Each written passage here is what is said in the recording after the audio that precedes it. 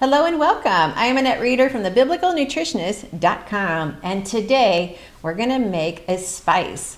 Yes, this is an amazing spice from Israel, and I know you're going to love it. This is called Za'atar. I think I said that right. And so I'm excited to share this with you because it's going to be a recipe that we're going to use in many recipes to come.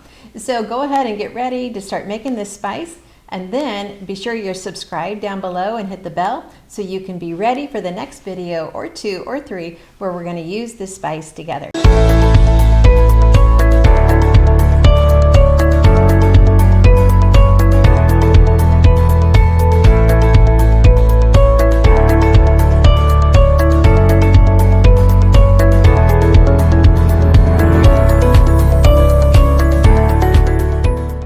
So today we're going to make a biblical spice. I'm Annette Reeder from the biblicalnutritionist.com, and it's always my joy to share with you God's recipe for excellent health.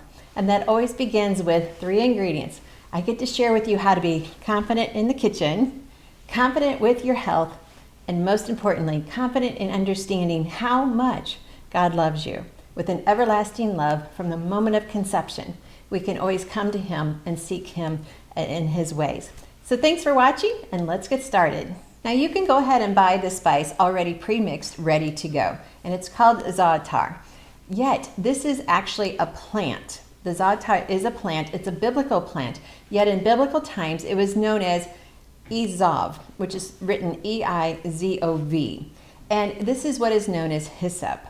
So this is a different hyssop than what we're used to growing today in my garden and other videos where I showed you the hyssop in my garden. Totally different than the biblical days when Jesus walked and they used the hyssop to paint the blood on the doorposts. So it would have been the Za'atar plant. Yet the Za'atar being protected in Israel, in the land of Israel, we get to make our own blend using different spices. Now this would have been used, the hyssop plant, we read about this several times in scripture. So in Leviticus 14, 1 through 6, it talks about cleansing the lepers. In Numbers, it talks about purifying yourself if you had been in touch with a dead person. That's Numbers 19. And then Exodus, which I just shared with you, is about sprinkling the blood on the doorpost. It would have been the Za'atar, which is the Ezov plant in Israel, which was known as the hyssop plant.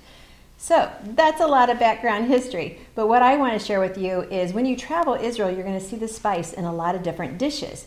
Yet you can make your own blend in your own kitchen and just enjoy the aroma of the spice and enjoy it on some savory yogurt, on a pita bread, and we're actually going to make another video. That's why I want you to subscribe.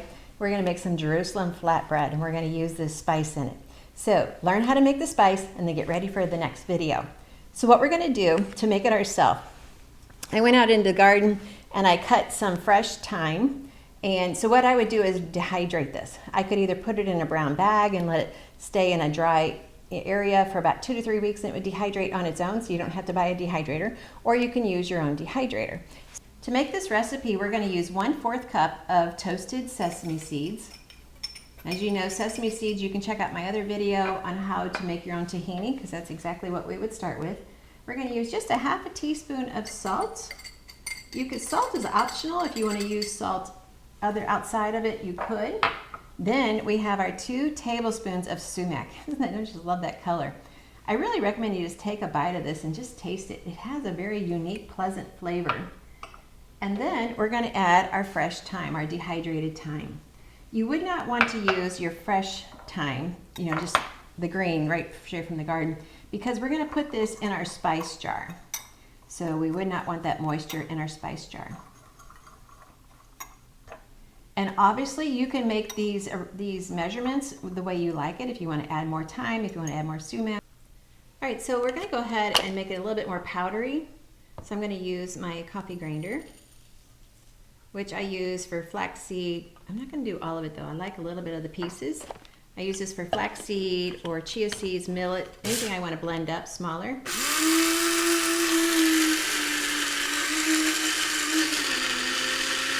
Oh, perfect. Okay, so mix that back in with the bigger pieces. Oh wow, that smell just released from those seeds. That smells scrumptious. It's too bad you don't have a button on these videos where you can smell what I'm smelling. You don't want to blend that too long because the seeds do have an oil in it and you do not want that to turn your spice mix oily. So I'm going to go ahead and put this in my spice jar. And just save your spice jars from products that you buy that you're done with so that you can store products that you're making, blends like this. Well, here we have it. So this is how it looks. Beautiful colors, especially with the sumac. And then I can use this in my dispenser whenever I want to make something. If you're wondering where do you get sumac, you can find this at the Mediterranean stores. Sometimes you can buy it online. And some of you may have noticed I might have forgot to tell you how much thyme. So we're using anywhere from 2 to 3 tablespoons of thyme to get a good blend. And you should have, well, as you can tell, I made enough for 2 of these spice jars, but I'm going to use this in the Jerusalem flatbread. So make sure you're subscribed down below. And remember, when we enjoy a spice like this, and we realize this is teaching us more about the Word, more about how God's foods were created for healing, we also get to remember to take this time to pray for Israel. And never let a day go by that we don't think about and pray for all of the different people groups that are in Israel. There's a lot of struggle going on around the world, and especially in Israel. So take this time when you use these spices to pray for those that are living there, no matter what people group they're in. They all need our prayers. So thanks for letting me share with you this spice. Again, I so wish you could smell my kitchen right now. It smells so good. I really enjoy sharing with you God's recipe for excellent health. And that always, always, always will be more about His love for you than anything else. When we learn to accept that and receive it and to recognize Him as Lord and Savior in our life, everything changes. So thanks for watching.